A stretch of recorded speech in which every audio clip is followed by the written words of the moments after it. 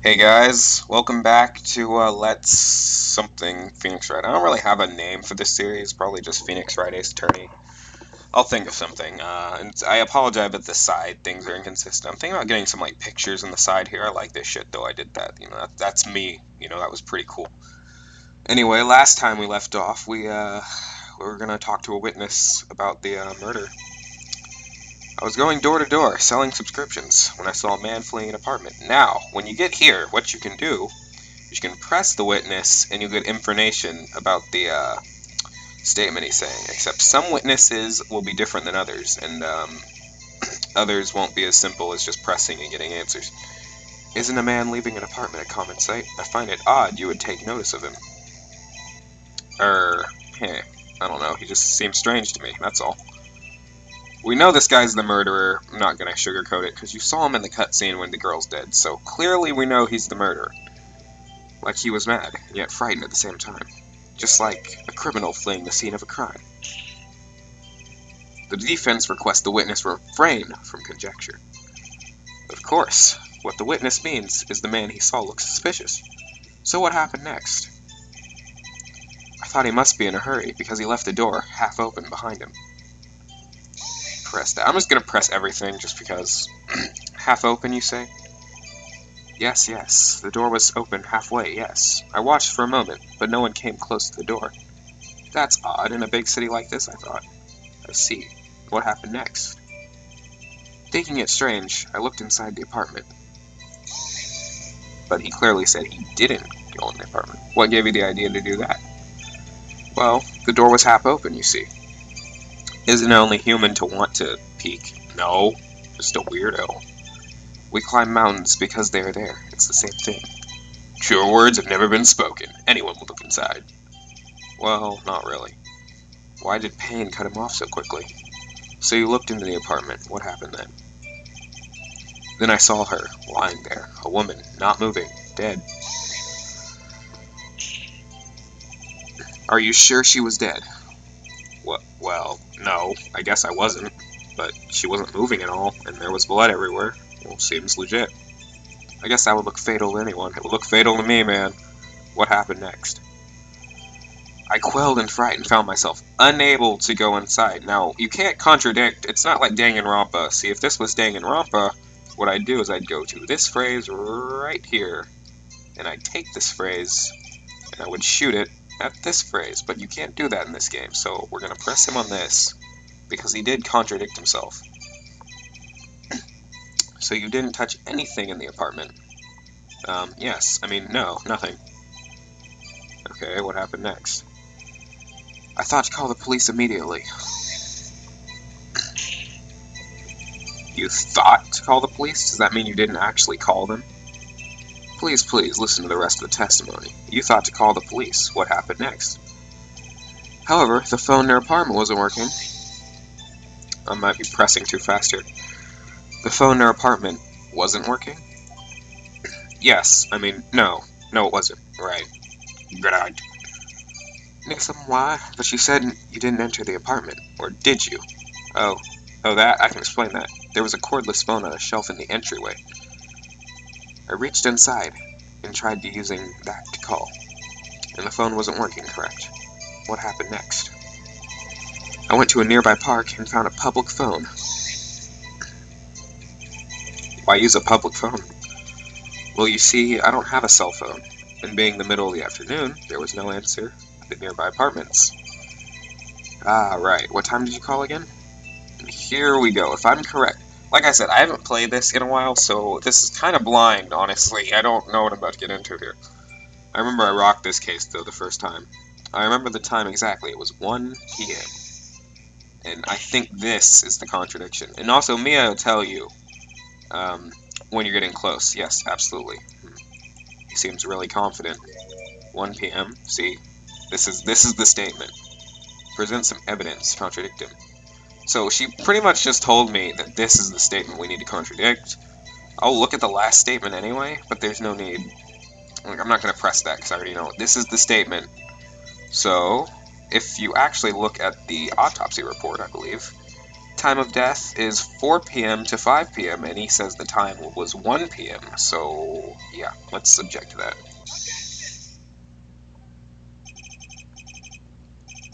You found the body at 1 p.m., you're sure? Yes, it was 1 p.m. for certain. Frankly, I find that hard to believe. Your statement directly contradicts the autopsy report. The autopsy notes the time of death somewhere after 4 p.m. There was no body to find at 1 p.m. How do you explain this 3-hour gap? Oh, that. That's the highest pitch objection I've ever seen. This is trivial. The witness merely forgot the time. After his testimony, I find that hard to believe. Mr. Witt, why were you so certain that you found the body at 1 p.m.? Gee, that's a really good question. Great job, Wright. Way to put him on the spot. That's all you have to do. Point out the contradictions. That is all you have to do. Lies always beget more lies. See through one, and their whole story falls apart. I wonder if you can hear my dog. It's kind of crazy. Wait, I remember now. Would you care to give your testimony again? Time of discovery. You see, when I found the body, I heard the time. There was a voice saying the time. It was probably coming from the television. Oh, but it was 3 hours off, wasn't it? I guess the victim must have been watching a video of a tape program. That's what I thought. That's why I thought it was 1 p.m. Terribly sorry about the misunderstanding. Are you really? I see. You heard a voice saying the time on a tape program. Mr. Wright, you may cross-examine the witness. Right. You know what to do. Got this one. I do have this one. You know, it sucks living with a family of blacks who are loud. I don't know if you can hear them, that's the thing. You see, when I found the body, I heard the time. Actually, I don't actually remember what I'm supposed to present for this one. Electricity. Oh, I think I found it. Electricity was from noon to 6. Huh. I just noticed I don't have the little square thing high enough. Huh. Hang on a minute, guys. I can fix that. There we go. Let's just shrink this a little bit. There we go. Sorry about that. Electricity in Miss Stone's building was out from noon to 6 p.m. No. I'll just pray. I don't exactly remember what I'm supposed to do here. You said heard, not saw. Yes, heard. All I saw was the body lying there. I didn't think to look at anything else, least of all my watch. Isn't that a little strange? So you're saying you heard something, but if you were so shocked by the body, you wouldn't hear anything at all. The witness did say he actually heard the time. It's ludicrous to suggest he wouldn't hear anything. I have to agree with the prosecution. That is logical. Witness, continue your testimony. There was a voice saying the time. It was probably coming from the television. I think this is where I should present the blackout thing. Are you sure it was a television and not a radio? Well, no, I guess it might have been a radio. Incidentally, there was no radio on the premises. There was only one large television. Right. I can't put my finger on it, but something about this seems fishy. Something about hearing the television. Once again, Mia has given us the answer. Oh, but it was 3 hours off, wasn't it? So, let me see the rest of this. I guess the victim... I could present the blackout thing there, too. Well, no, I couldn't. That's a lie. Okay, so I'm gonna present... I'm gonna go on a hunch here. So there's a voice saying it was probably coming from the television, but there was a blackout from noon to 6. In the autopsy, 5. He found it after that. So I'm gonna present this here. Hold it, yep. Hold it right there. The prosecution had said there was a blackout at the time of the discovery. And this record proves it. Got him on the ropes now. You couldn't have heard a television. Or a video. Gah. The defense has a point. Do you have an explanation for this, Mr. Swit? No, I find it quite puzzling myself, quite. Wait, I remember now. The court will prefer to hear an accurate testimony from the very beginning. These constant corrections are harming your credibility. That, and you seem rather distraught. My apologies, Your Honor. It must have been the shock of finding the body. Very well, Mr. Sweat. Let's hear your testimony one more time, please. Have I already pointed out this guy's the murderer? Hearing the time. Actually, I didn't hear the time, I saw it. There was a table clock in the apartment, wasn't there? Yeah, the murder weapon. The killer used it to hit the victim. That must have been what I saw. Bro, the victim, or the weapon, is a statue. You saw a clock. I guess that would explain it. The defense may cross-examine the witness. Gladly. With pleasure. Cross-examination, hearing the time. Actually, I didn't hear the time, I saw it. But he didn't. Well, I mean, his testimony screwed up. I don't even care. Strike me as a very suspicious mistake. Yes, I can see how you'd be a little doubtful. I'm really sorry. I only just remember the table clock. A table clock? There was a table clock in the apartment, wasn't there? Was there? A table clock? Was there a clock at the scene? This is the first time I've heard of it. Me too. Well, no, I've heard about it like 3 times now. Yeah, the murder weapon. The killer used it to hit the victim. I think that's what I'm supposed to present it. The murder weapon? Yes, the table clock that was used as a weapon. That's what I just said. Did you doze off in the middle of my testimony or something? Something's fishy here. Yeah, because if we actually look at the statue, it says a statue in the shape of a thinker, not a clock. However, what if he knew the statue was a clock? That must have been what I saw. Okay, I'm gonna present this right here. Objection. Wait just a moment. The murder weapon wasn't a clock. It was this statue. Now, how is this supposed to be a clock? You with your objections and your evidence. Just who do you think you are? Well, I'm Will Wright. No, okay. Just answer the question, Mr. Swit. Hey, I saw it there, okay? That's a clock. Your Honor, if I may. Yes, Mr. T-Pain. As the witness stated, this statue is indeed a clock. The neck is a switch. You just tilt it and it says the time out loud. As it doesn't look like a clock, I submit it as a statue. My apologies. So it was a clock. I see. So the murder weapon was a table clock after all. Well, Mr. Wright, it appears the witness's testimony was correct. This is a clock. Do you have any problems with his testimony now? Hell yeah, I have a problem with his testimony. Your Honor, there's a gaping hole in the witness's testimony. The only way he could have known the weapon was a clock is to hold it in his hand. Yet the witness testified that he never entered the apartment. Clearly a contradiction. Indeed. Good. The witness knew it was a clock because he went into the apartment. You're lying. You were inside the apartment on the day of the murder. Oh yeah? Prove it. Prove I went in there. I'll do better than that. I can prove you were the one who killed her. You struck her with a clock, and the shock of the blow triggered the clock's voice. That was the sound you heard. Dude, I am on the ball right now. Order in the court. Intriguing. Please continue, Mr. Wright. Yes, Your Honor. Mr. Sewit, the sound must have left quite an impression on you. Understandable, since the murder weapon spoke just as you hit the victim. That voice was burned into your mind. That's why you were so certain about the time. What's the meaning of this? This is all baseless conjecture. Baseless? Just look at the witness's face. Funny thing, you never question the witness's face in later trials, no matter how, guilty they look. Would the witness care to elaborate? Did you strike the victim with the clock? That day, I never, look, the clock, I heard, no, I mean, I saw, nag. Think some why? Blah. Threw your tope at me. Shut up, I hate you. It was him, I tell you. I saw him. He killed her, and he should burn. Burn!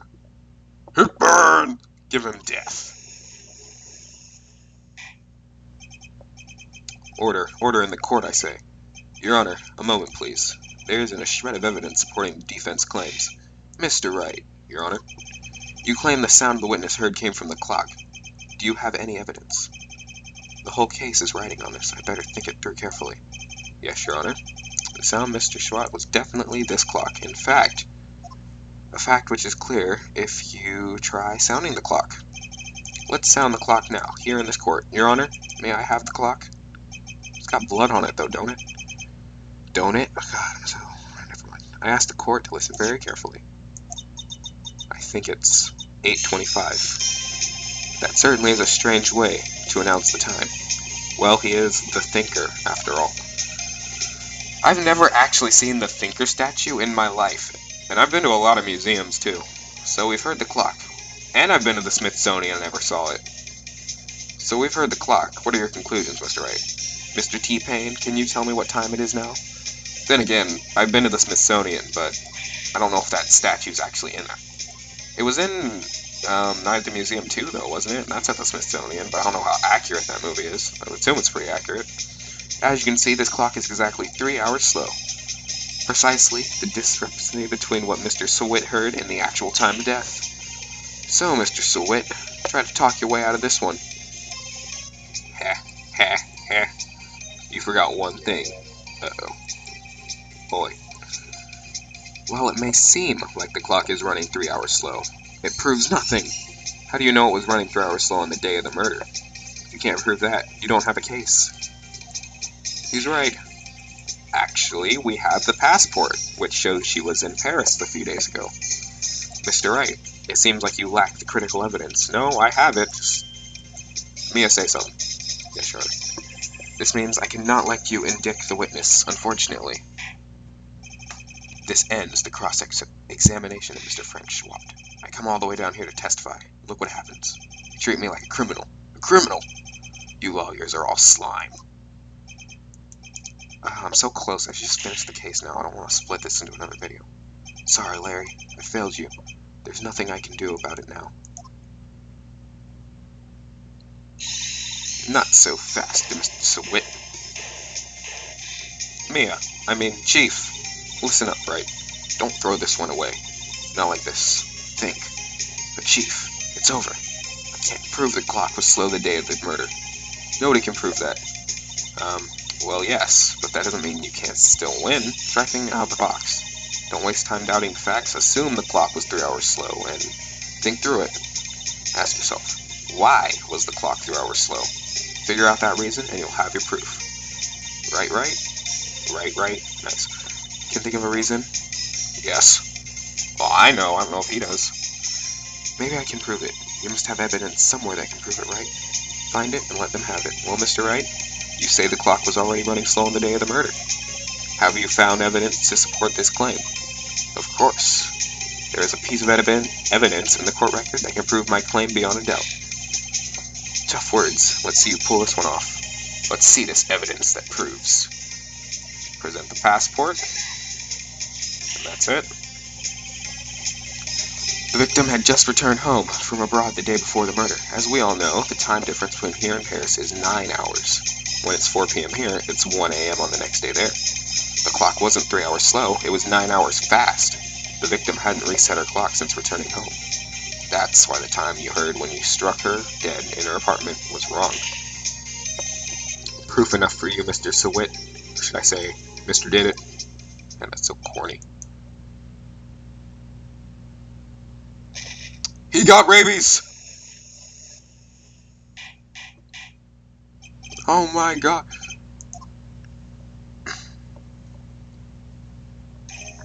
Well, this case has certainly turned out differently than we all expected. Mr. T-Pain, your client, he was arrested. Very well. Mr. Wright? Yes. I have to say, I'm impressed. I don't think I've ever seen someone complete a defense so quickly, and to find the true culprit at the same time. Thank you, Your Honor. At this point, this is only formality, but this court finds the defendant Mr. Larry Butts.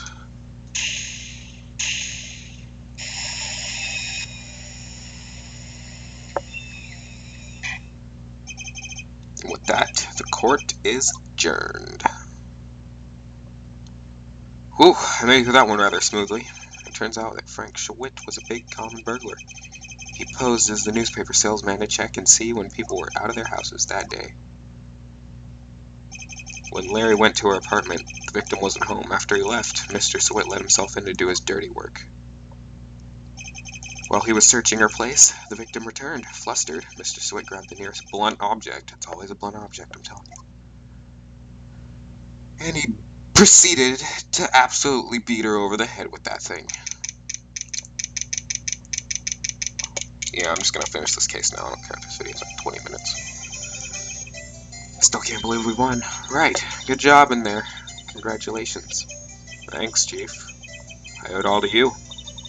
Now the other turnabouts are gonna take at least 4 videos, probably. Yeah. It's been a while since I've had a trial end on such a satisfying note. Never seen the Chief looking this happy. She's this glad. Imagine how Larry must feel. My life is over. Larry! Larry, get your shit together. You're supposed to be happy. What's wrong? Oh, Nick. Don't worry about me. I'll be dead and gone soon. Good. Wait, no. I mean, bad. Larry, you're innocent. The case is closed. But my Cindy Wendy's gone, man. Gone forever. Larry, she was a slut. Congratulations, Harry. Harry? Yes, you. I can practically see the headlines now. Harry Butts, innocent. Thanks. I really owe you one. I won't forget this, ever. Let's celebrate. Dinner? Movie? My treat. Oh no, I couldn't. Hey, I was the one who got you off the hook. But, I mean, bros before hoes, dude. Come on. Oh, hey. Here, take this. It's a present. A present? For me? Oh, I can say right now, him giving her the statue makes me ridiculously sad. You'll figure out why in a few videos, but if this moment had never happened, I would be a happier man. Wait, wasn't this the evidence that... Actually, I made this clock for her. I made one for her and one for me. Really? You? You made this? Well, thank you. I'll keep it as a memento. Yo, Nick. Can you believe it? I was so into that chick, and she was just playing me for a fool. Like everyone on Jerry Springer, man. Don't that just make you want to cry? Larry. Are you so sure? Excuse me? I think she thought quite a lot of you in her own way. Nah, you don't gotta sympathize with me. It's okay. Oh, I'm not just sympathizing, really. Isn't that right, Wright? Right, again? Don't you have something to show your friend? Something that proves how she felt about him? Oh, yeah? Right. What the heck is she talking about? Basically, at the end of every trial, you'll have an option. It's like they'll always want some closure, and you can present one piece of evidence that will give them closure. It's only one piece of evidence, though. Now, if you get it wrong, it doesn't really matter. It doesn't hurt you, but getting it right's just better. And the statue of the thinker is what you're supposed to present to him. Check this out, Larry. Proof positive you weren't some chump to her, huh? Where'd you get that clock? This is the clock you made for her, Larry. She took it with her when she traveled. She probably just needed a clock, that's all. You think so? It's a pretty heavy clock to take traveling. Well, make of it what you will. Hey, Nick. I'm glad I asked you to be my lawyer. Really, I am. Thanks. Hope that made him feel a little better. Right. Hope you see the importance of evidence now. Also, hopefully, you realize things change depending on how you look at them. People, too. We never really know if our clients are guilty or innocent. All we can do is believe in them. And in order to believe in them, you have to believe in yourself. Right, listen, learn, grow strong, never let go of what you blah blah blah, blah blah blah blah. I've heard this all before in a Disney movie somewhere. Well, that's kind of cold. I think our work is done. Shall we be off? Yeah, I guess so. Say, how about dinner on me? We'll drink a toast to innocent butts. Yeah. Oh, speaking of Harry, you were saying part of why you became a lover because of him? Yeah, part, at least. You'll have to tell me about it. Sometime, maybe. Over drinks. Yeah. Sometime, because that's...